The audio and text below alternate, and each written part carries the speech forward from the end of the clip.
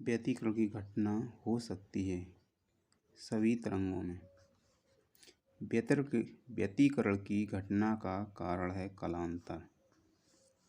एक ही आयाम तथा समान तरंगदैर्घ्य की दो तरंगें विभिन्न कलाओं से अध्यारोपित की जाती हैं। परिणामी तरंग का आयाम अधिकतम होगा जबकि उनके बीच कलांतर है शून्य। एक ही आयाम तथा आवृत्ति की दो तरंग एक बिंदु पर अध्यारोपित होती हैं। परिणामी तीव्रताओं का अनुपात क्या होगा जबकि दोनों तरंगें एक ही कला में पहुँचें था जबकि दोनों तरंगें π/2 कलांतर में पहुँचें। 2:1। दो कला संबद्ध प्रकाशपुंज जिनकी तीव्रताएं I व 4I हैं में अध्यारोपित होता है। परिणामी पुंज की महत्तम व न्यूनतम तीव्रताएं होंगी 9I व I। दो तरंगें जिनकी तीव्रताओं का अनुपात 9:1 है व्यतिकरण उत्पन्न करती हैं। सबसे अधिक और सबसे कम तीव्रताओं का अनुपात होगा 4:1। यंग के द्विरेखा छिद्र प्रयोग में व्यतिकरण प्रतिरूप में दीप तथा अदीप्त फ्रिंजों की तीव्रताओं का अनुपात 9:1 है। इसका अर्थ यह है कि आयाम 2:1 है। व्यतिकरण करने वाली दो तरंगों की तीव्रताएं I1 व I2 हैं। व्यतिकरण प्रारूप में विपर्यास सबसे अच्छा होगा I1 या I2 शून्य। लैम्ब्डा तरंगदैर्घ्य की दो इक्वर्णी प्रकाश तरंगों के मध्य समपोषी व्यतिकरण हेतु पथांतर होना चाहिए m लैम्ब्डा।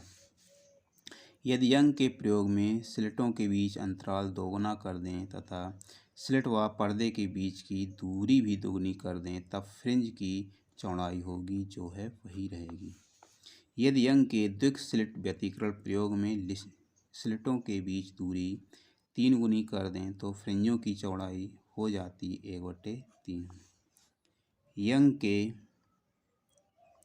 द्विक रेखा छिद्र प्रयोग में यदि स्लिटों के बीच अंतराल आधा कर दिया जाए तब नियत तरंगदैर्घ्य तथा पर्दे व स्लिटों के बीच दूरी के लिए फ्रिंज की चौड़ाई दोगुनी हो जाएगी।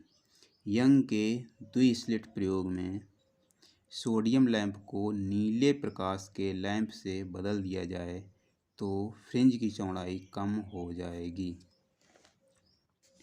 यंग के द्वि-स्लिट प्रयोग में फ्रिंज की चौड़ाई 0.4 मिलीमीटर है। यदि पूरा उपकरण 4/3 अपवर्तनांक वाले द्रव में डुबो दें तो नई फ्रिंज की चौड़ाई होगी 0.30 मिलीमीटर। यंग का द्विक रेखा छिद्र प्रयोग संबंधी संपूर्ण उपकरण एक पारदर्शी बक्से में बंद है। यदि बक्सा निर्वातित कर दिया जाए तो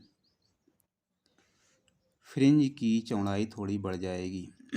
यंग के प्रयोग में स्लिटों के बीच की दूरी 10⁻³ मीटर, स्लिटों तथा पर्दे के बीच की दूरी 3 मीटर तथा फ्रिंज की चौड़ाई 2×10⁻³ मीटर पाई गई। प्रयोग में प्रयुक्त प्रकाश का तरंग होगा लाल। प्रकाश के दो स्रोतों को कला संबद्ध कहा जाता है जबकि इनके द्वारा उत्पादित तरंगों के तरंगदैर्घ्य समान हो तथा कलांतर नियत हो। निम्नलिखित में से कौन सा कथन असत्य है? दो अलग अलग विद्युत बल्बों के तंतु कला संबद्ध होते हैं, सही है। यदि दो स्रोतों से निकली तरंगों के बीच कलांतर नियत है तो वे स्रोत कला असंबद्ध हैं, सही है। यंग के द्वि-स्लिट प्रयोग की दोनों स्लिटों को कला संबद्ध स्रोतों की तरह व्यवहार करती हैं, ये गलत है। कला संबद्ध स्रोतों से चली तरंगों के सम्मिलित प्रभाव से स्थायी व्यतिकरण प्रतिरूप प्रारंभ करता है, तो हो गया सी नंबर सही। निम्नलिखित स्रोतों में से कौन सा सबसे अच्छा इक्वर्णी प्रकाश देता है? लेजर।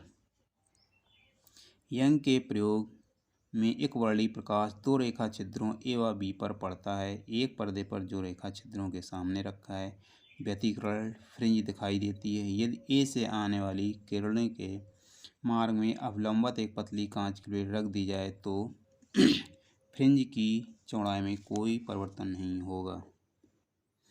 उपरोक्त प्रश्न 20 में संपूर्ण फ्रिंज नियत विस्थापित होगा, ऊर्ध्वाधर दिशा में थोड़ा सा एक ही ओर। सावन के बुलबुले श्वेत प्रकाश में रंगीन दिखाई देते हैं। इस घटना के लिए उत्तरदायी श्वेत प्रकाश का व्यतिकरण है।